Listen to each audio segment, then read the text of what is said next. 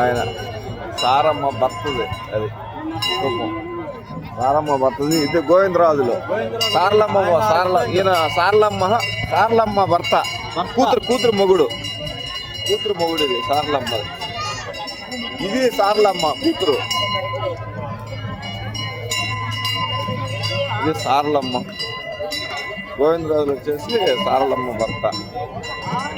ఇదో సారలమ్మ కూతురు, సమ్మక్క కూతురు.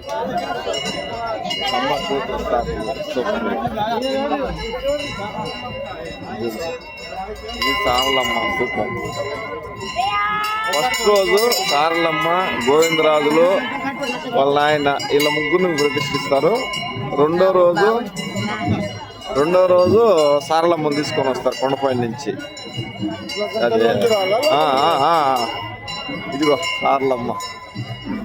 ఈమె ఆడ అదృశ్యం అయిపోయింది అన్నమాట. కొండపైకి పోయి యుద్ధం చేసి దెబ్బలు తగిలిన తర్వాత కొండపైకి పోయి అదృశ్యం అయిపోయింది అన్నమాట మహాతల్లి సారలమ్మ.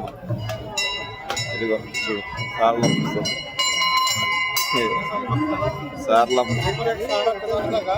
సారలమ్మ.